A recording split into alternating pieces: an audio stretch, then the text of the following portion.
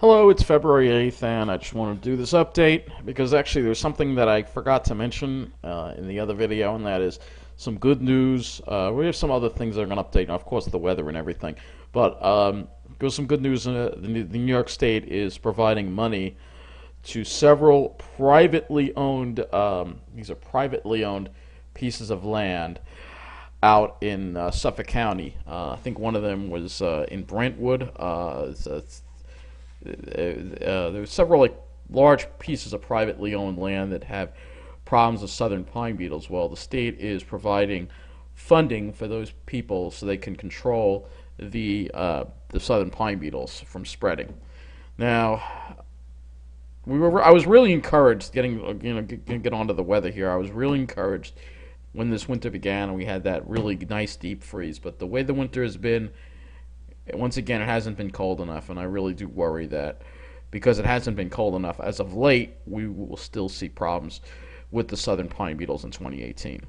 All we need to stop this, and really all we need, is a good deep freeze. And I'm not talking about 1 or 2 weeks a deep freeze. We need a good deep freeze, and we need temperatures below zero in the Pine Barrens, sustained for at least one night. So have at least one night. So despite all the cold weather in earlier January, the Pine Barrens actually, I don't think they went very much below zero at all. They need to go below zero. That kills the beetles and their eggs.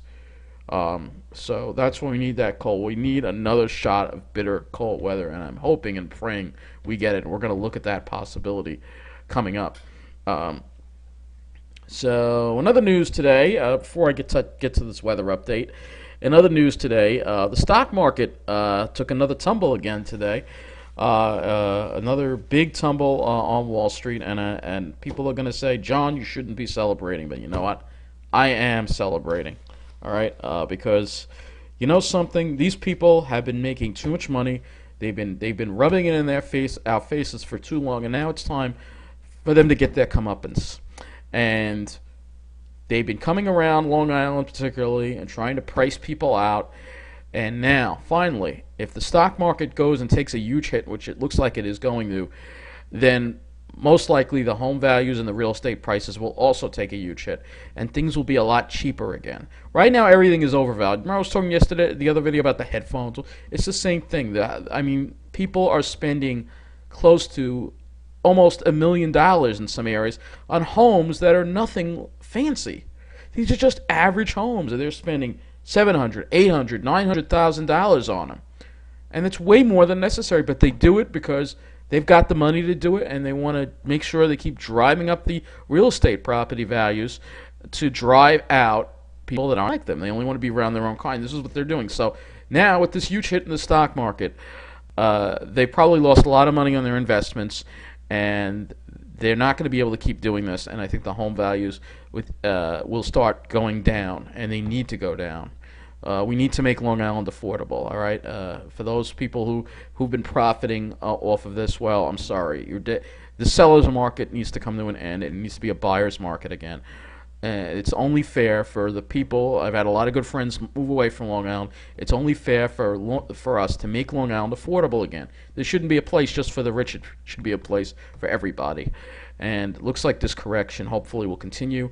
And right now the stock market's lost about 10% of its value. I'm hoping it goes below 20,000. I think that would be super if it does. So these people won't be able to afford their new luxury cars. They won't be able to afford that new Mercedes, or they might even actually have to give up the luxury car and actually drive a regular car. Imagine that. Oh, I'm sorry, you're not going to be able to drive an Audi or a Mercedes. You'll have to actually drive a Honda or a Chevy. God forbid for these people. It's time to make things more affordable again. Anyway, this is what a beautiful day in the Pine Barrens looks like. This photo was not taken today. This was taken last year at the David A. Sarnoff Preserve. And we're going to look at the way the weather looked today. And it wasn't a great day. It was not a clear day. Unfortunately, we had a lot of clouds around. And I'm going to explain to you why. I also want to just briefly talk about the government shutdown that could be likely in a few hours from now. Hopefully it doesn't happen. You're looking at pictures here from Fire Island National Seashore, so that's why I'm going to make it relevant here. And I hope we don't see it again because The last time, I think I told you, the Democrats, they realized they were wrong, and they backed down in the end. They actually shut down the government to protect a bunch of illegals. Well, some of the Democrats are still trying to do that, like Nancy Pelosi, who spent 8 hours the other day talking about the dreamers. The dreamers. The hundreds and hundreds and hundreds, millions, really, but in Westbury, the hundreds and hundreds and hundreds of literally hundreds and hundreds of kids that flooded in year by year. These unaccompanied minors flooded into the school district and destroyed. That was really the final nail in the coffin for Westbury. It was DACA. That was the final end for Westbury. And Westbury's finished. It's done. I don't really want to devote too much time anymore to that sad town. But I just want to say that this is what's going on. So you have people like Nancy Pelosi, who is a very uppity, snooty person who is out to protect. I guess she's going to try to shut down the government. She's going to try to do it in the House. But hopefully the Democrats don't have the votes to do that, and hopefully we can avoid this government shutdown. The last thing we need is a government shutdown where not only are people furloughed and lots of chaos happen, but we also don't have access to our national seashores and our national parks. So hopefully they can put their differences aside, pass a budget so we don't have a government shutdown. The first thing we are going to do is look at the satellite imagery, and this is the 12-hour infrared satellite loop for the Northeast. And you can see that there are a lot of clouds around. Even though there was sunshine, there was a lot of clouds, and we had clouds in the morning, these high clouds here, which finally moved away, and then we had these mid-level clouds and some lower-level clouds that moved in behind it. And going to a wider satellite view, I can explain to you why we never really cleared out today and why we stayed kind of cloudy. You see all this nice clear air up here. This is the problem. The jet stream is not letting this nice clear dry air get in. Instead, we just get this Pacific air that's coming in. And so what happened today was, even though the temperatures were cold and they were about 5 degrees below normal, you see the flow is coming out of the Pacific, and so we're getting all the moisture that's coming along with it, and we're not getting into this dry air over here. And we're gonna look briefly at the outlook and show you what the computer models are saying in regards to our future weather. But before we do that, I just want to look at the MODIS satellite here. This is the MODIS satellite. And this is a high-resolution satellite image from NASA, and this was taken today. And I want to show it to you because I want to show you where the snow fell. You can see it fell over here. Right north of this line was where the snow fell yesterday. And everything south and east of this line is where it changed to rain and washed all the snow away. So yeah, I want to show you all the clouds that were around today. It was not a crystal clear air mass. We had a lot of low-level moisture coming in, like maybe off the Great Lakes, and it just kept a lot of clouds around, and we didn't really have a nice blue sky. It looked like there were less clouds over southern New Jersey, but that doesn't account. You'll see here, I'm going to change it to a different time frame. You can see it. There were a lot of clouds over southern New Jersey at certain times too, like these clouds, this moisture that was in the low levels. All right, you can see this is earlier on in the day. You can see that we also had some high clouds over here, some cirrus, some contrails, and some more low clouds. So not a really clear day here. Actually, this one really shows up where the snow came down kind of nicely here, you could see. But anyway, let's go ahead and look at some current observations, and then I'll get to the models, because the observations also tell the story as to why there were so many more clouds around today than were expected. All right, we're going to start off looking at Farmingdale Republic Airport here, and you'll see what I mean. So go ahead and look at the observations here. Let me move this over so you can see the observations. You need to take particular attention to the spread between the air temperature and the dew point. Now, you want to see a good spread. You could see partly cloudy for much of the day. Then we had a few less clouds in the afternoon, and then it got overcast. So why do we have so many clouds around today? Why were certain models off? The answer is pretty simple. It's because there is not a big spread between the air temperature and the dew point temperature. And when there is not a big spread like this, it means there's more moisture in the air. All right, so generally you want to have, at this time of the year, you want to have the dew point to spread at least 20 degrees. And we couldn't even get a 20-degree spread. So therefore, when the sun came out and tried to, the sun came out, warmed the ground up, that warm air near the ground, which was also carrying a lot of moisture because the ground was saturated from yesterday's rain, rose up into the atmosphere and condensed into all these clouds. You see these stratocumulus clouds, and almost look like steam sometimes. This happens when there's moisture in the air, and so we didn't really get into the dry air that we had on Monday. I don't think this goes all the way back to Monday, does it? Oh, it does. Well, part of Monday. Yeah, here we go. The 5th. All right, so this is the 5th right here. So you can see the dew point spread was much greater. You had almost a 20-degree dew point spread, and the dew points were lower. So therefore, less moisture in the air means less cloudiness. But due to climate change, we have more moisture in the air. We're seeing more moisture in the air than normal for the past, who knows how many years. And that is why you have these elevated dew points here that are higher, and therefore with the higher dew points you have more clouds and you have more haze in the atmosphere almost, so you don't get that nice deep blue sky. Today we had a lot more clouds around, and you could see that you see that haze in the air. It just doesn't make for a good, you're like that nice crisp clean air mass when you go to the Pine Barrens. I happen to like a nice blue sky. And due to climate change, we're getting robbed of that. We're getting robbed of those nice skies. It's harder and harder to get days like that. So now let's go to the computer models. Okay, we're going to start off with the GFS. And by the way, if you want to see a model forecast discussions and really good analysis of the weather, because I'm no expert here. I just do this because I'm interested in the weather and I want to share what I think is going on in the atmosphere with you. But if you want to really, the best meteorologist that I know, the best meteorologist in our area, and he has a great YouTube channel, Joe Chaffee. If you haven't checked him out, he does these great updates all day. He has long updates, very thorough. He's very knowledgeable. Probably one of the best meteorologists I know, and he'll tell you.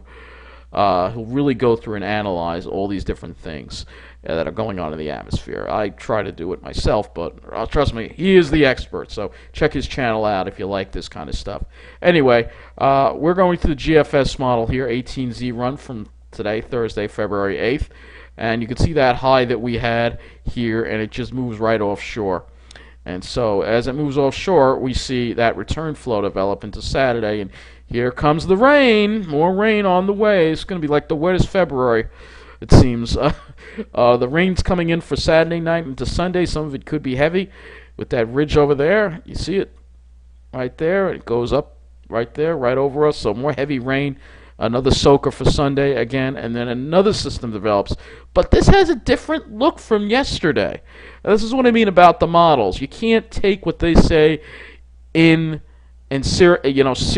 What you have to look at is the general pattern and the trend and how they change over time. So notice that this second system now is further to the south. This is indicating some blocking trying to develop here, and that's a good sign for us. So as we go in, that system passes to the south. We get a little light rain. You can see that little blocking developing there. All right, so we have a high move in here, bringing just temperate air for midweek next week. And then look at what happens. We start to see a change here in the atmosphere. Take a look at this huge high now that's starting to build down from Canada. And this could be some Arctic air trying to get in, and we have a storm that is riding along it, and you see this starts to look a little more blocky, and I'm going to go ahead and look at the hemispheric view to explain to you, and the upper levels to explain to you this change that is going on. So as we get toward next weekend, we're going to see a cool down. The question is whether that sticks and stays or not. But as you can see, we have this one goes way into the Great Lakes. The GFS still wants to do that, but we have to look at the trends here, all right? And that is that if we go ahead and we look at the euro, which seems to pick up on these things a little better, by the way, in my opinion. I'll go back it up to today. You see the cold air up there. All right, that high moves out, moves offshore. We get that return flow Sunday. See what the euro does here. Still kind of zonal looking, but let's see. We get over here. Oh, you see what I mean? As we get toward next weekend, you see what's going on. We have this cold air in eastern Canada. Look at the isobars. Look at where the high is. That flow could be coming right out of Canada. All right, that could be bringing some Arctic air. So that means we get the Arctic air, and now what we need is the blocking. We need to hold that Arctic air. All right. So I'm going to go ahead and we're going to look at a larger view from the euro. We're going to change the regions up. I'll move it along. All right, so you see where the cold air is up there, right?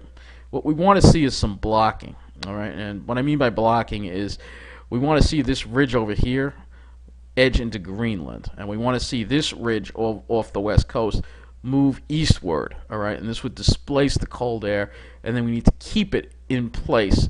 Keep that blocking, which pushes the storm track further to the south. All right, so do we get that? Let's look at the euro and see what it does here. So you see that big ridge there developing. All right. And do we see that blocking occurring? Now, the problem is I can't see the top as to what date we're in. See that? You see that? That's what we want to see. All right. See that plunge coming out?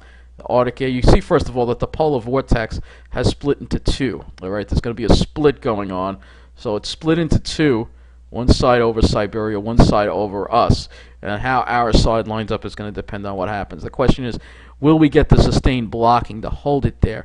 And it really looks like we very well might get that. But see, I don't like this trough in the west and this low over here. That could be a problem. But this is the euro. I'm going to now go ahead and we're going to look at the GFS.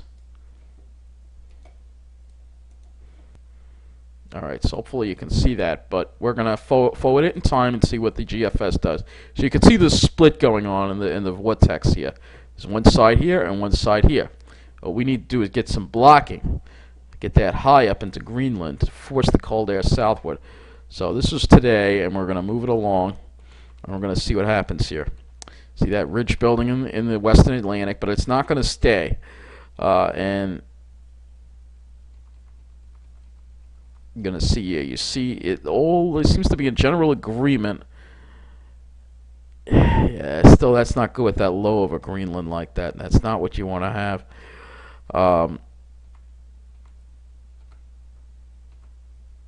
But you see the cold air up there, so you see it generally. You see a change going on, and all I can say is you see the trend here, and the trend is toward colder and more blockier. Now you don't see it; it's not happening here. Right? We don't see big Arctic blast. We don't see a big snowstorm, but we do see that it looks like it's trying to be more likely. So what I'm trying to tell you is don't write the winter off. It's not over yet. Hopefully. I know it's been sucky. I mean, we had to pay for that great period in late December and early January, and now we've been kind of in a temperate pattern here. But hopefully we can get that Arctic cold back. And like I said, as much as I'm not a huge fan of these blizzards, these big snowstorms, it would be very unusual, and I would be very disturbed if we don't get another one of those for the rest of the winter. That would be pretty unusual. So I just want to look at the upper air. Let's go to the upper air. All right, let's go to the upper air here. We're going to go back. Look at the upper air now on the GFS and the euro. I'm not going to bother with the Canadian because the Canadian is just not a great model. Some people may think it is, but it's not. All right, we'll start again for today, and you see the trough here. So what we need to see is that blocking. So it's a little easier to understand when you're looking at the 500 the 500 millibar level. See that ridge there. What we got to split vortex right now, split polar vortex. What we need to do is get some blocking in Greenland, but we can't seem to get that. So, like I said, this is going to change from run to run, but like I said, it generally looks like there's some kind of change going on in the atmosphere. So what that change will be, we don't know exactly where. It's all going to depend on where the stuff sets up. All right. All right, this is the Euro. You see that trough that we had that brought the cold for today, but it was very shallow. Pulls out. The ridge builds in for the weekend with all that crappy moisture coming up. The rainstorms. Yeah, see, I don't like that little trough off the west coast there. Yeah, not a fan of the way this looks, but hopefully there's some encouragement. You see here, there's a little bit of a ridge near in Greenland. You see what I mean? Toward the end of the period, it wants to push a trough down and maybe try to develop some blocking toward the middle of February. So we have to keep an eye on it. Like I said, the winter is not over yet. The fat lady hasn't sung yet. And I just want to explain to you what we need to have happen to get some cold air back. And so I'm going to actually go ahead and we're going to look at a little diagram I'm going to draw up, and that'll be the end of this video. Okay, so I'm going to just draw up a diagram here of this little template, and I'm going to draw up a diagram for you as to what the jet stream needs to do in order for us to get winter back here in our area. All right, and the placement of everything. All right, so I'm going to draw the jet stream for you and what needs to happen. All right, so it's all about the placement of several things, the several key factors here. All right, what we need to have is a ridge over the western part of the country, like this. All right, and it needs to come in right over here. The storm track needs to dive down from the plains over here, get off the coast over here, and then travel offshore if we want to get that snow. All right, and then we need to have the block right over here, like right over here in Greenland. Right, that blocking, that ridge right here. We need to have that ridge right here, and then we need to have that ridge right here. All right, and what that does, switch over here to this color here for the blue. What that'll do is bring down the cold air and sustain the Arctic air coming down, because there's some really cold air in Canada, very cold. I mean, in Canada, literally, they're having temperatures 20 degrees below normal Celsius. So it's very frustrating because they have such frigid air, and they've been enjoying a lot of cold for the past, quite a few weeks now. But it's not coming down here. The jet stream is not allowing it to come down. And what we need is get this blocking to develop. This is a similar pattern that we had in, late December, early January. Get this blocking to happen, and that has the cold air kept in place over us, so we get a sustained period of. I'm not talking about this shit that we're getting here with the low 30s. Now we need that bitter cold air. Our highs are only in the 20s, or maybe only even in the teens, with those low dew points to give us those beautiful skies.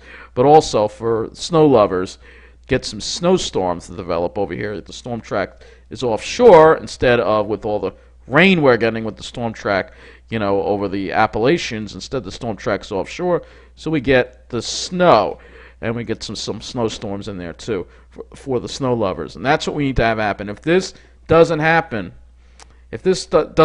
by, I would say, beginning of March, if we can't get into this, then the winter's over.